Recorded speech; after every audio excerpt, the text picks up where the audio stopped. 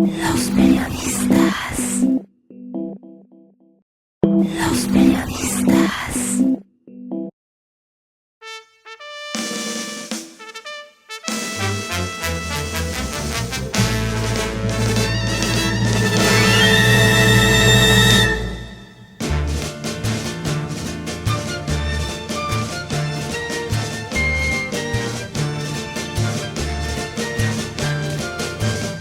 Las noticias sobre la guerra en Oriente Medio no estaban ausentes de las lecturas del aventurero Salacaín.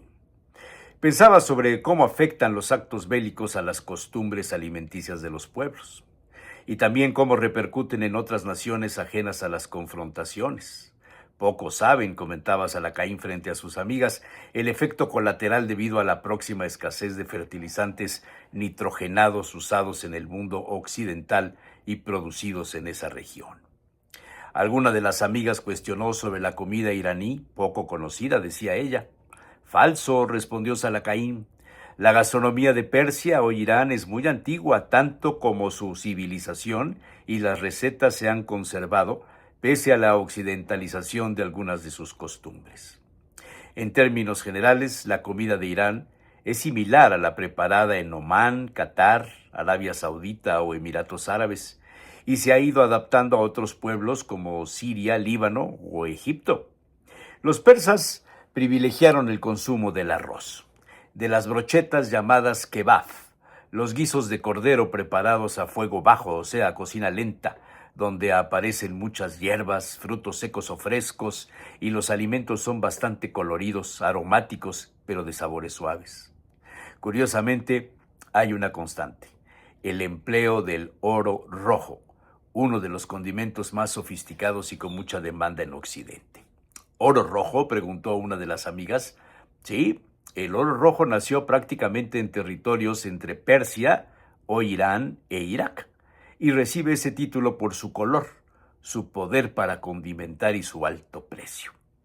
Estoy hablando, dijo Salacaín, del azafrán.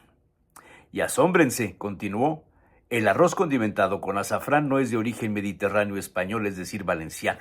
Es una receta muy antigua de la cocina persa. Todo ello se debe al emperador Darío I el Grande, quien dominó los territorios de Egipto, Asia Menor, parte de la India, Mesopotamia, Persia por supuesto, y provocó el cultivo y consumo del arroz como alimento básico de sus gobernados. La gastronomía persa dividía en tres las formas de preparar el arroz y de ahí derivan sus usos y nombres. Las tres formas son el llamado polo, cocinado junto con otros ingredientes como verduras y carnes.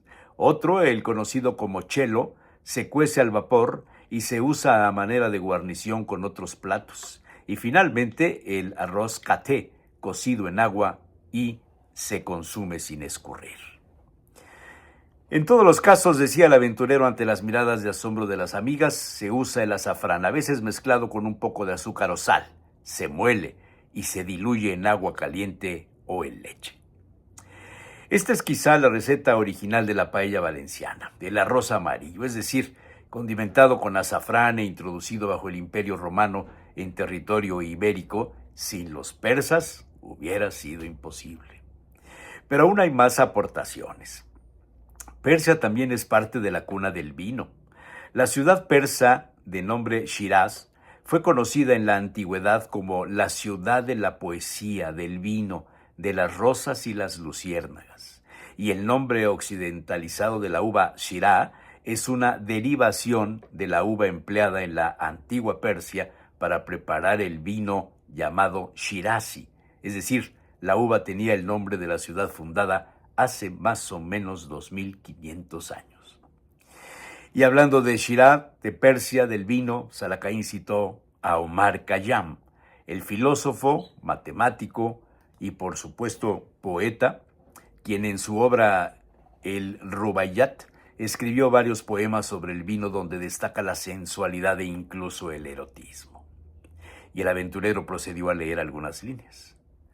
Mira y escucha. Una rosa tiembla, agitada por la brisa, y el ruiseñor le canta un himno apasionado. Una nube se detiene. Bebamos y olvidemos que la brisa deshojará la rosa. Otro más. Cuando muera, lavadme con el jugo de la vid, que mi oración fúnebre sea el himno del vino, buscadme en el polvo del umbral de la taberna. Y donde relaciona a la mujer amada con el vino. Una jarra de vino, un libro de versos, y tú a mi lado bajo la rama, y el desierto se vuelve un paraíso. Para ese momento ya habían llegado las botellas de un vino chileno de uva Syrah. Las copas se levantaron y se hicieron los honores y el brindis, por supuesto. Salahkain entonces citó un poema, quizá la mejor aportación de Omar Khayyam sobre el vino. ¿Por qué vendes tu vino, mercader? ¿Qué pueden darte a cambio de tu vino? ¿Dinero?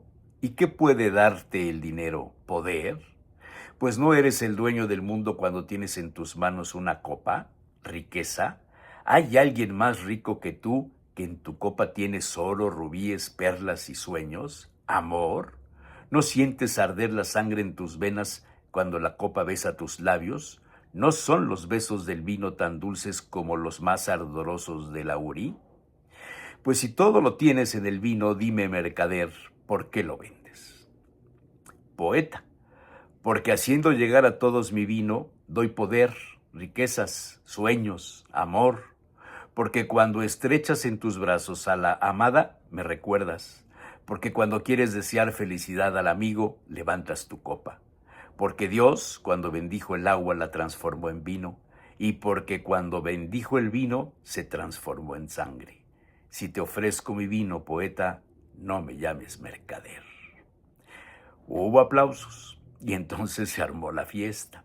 Se prolongaron los poemas, llegaron más botellas de vino y se guardaron secretos. Y Salahkain recordó aquello de sobre el muerto, las mimosas. Pero esa es otra historia.